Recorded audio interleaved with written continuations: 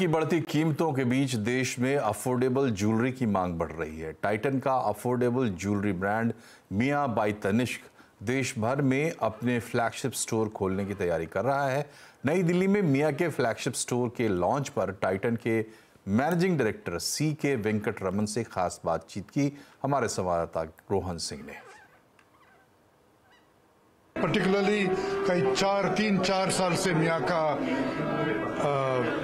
Expansion, sales growth, customer delight सब कुछ बढ़ते जा रहा है और उम्मीद है कि आने वाला सालों में बहुत कुछ एक्साइटमेंट इसमें आने वाला है। सर, आपके जितने भी ब्रांड्स हैं, चाहे वो मिया हो, तनिष्क हो, जोया हो, बाकी सब में मिया की क्या पोजीशन है और क्या हम इस पोजीशन को आने वाले दिनों में और स्ट्रेंथन होता हुआ देखेंगे?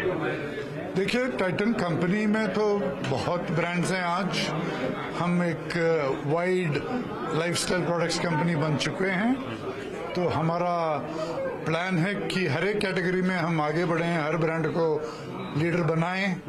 ये वेयरेबल ज्वेलरी जो मिया बनाता है और वो भी मॉडर्न वेयरेबल ज्वेलरी, उसके लिए बहुत कुछ मार्केट है। छोटे छोटे शहर में भी आने वाले साल में बहुत कुछ एक्सपेंशन वहां पे भी होगा। सर, रिसाइकल्ड गोल्ड पे तो फोकस है, रिसाइकल्ड डायमंड भी हम देखेंगे आने वाले समय में, अभी ऑलरेडी इस पे फोकस हो चुका है?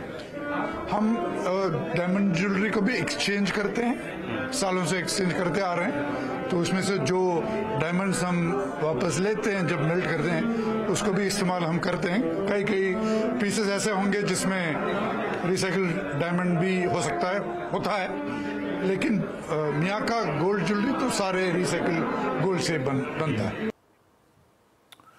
और पिछले कुछ महीनों से दालों की कीमतें बढ़ती जा रही हैं। सरकार कीमतें कंट्रोल करने के लिए कई कदम भी उठा रही है।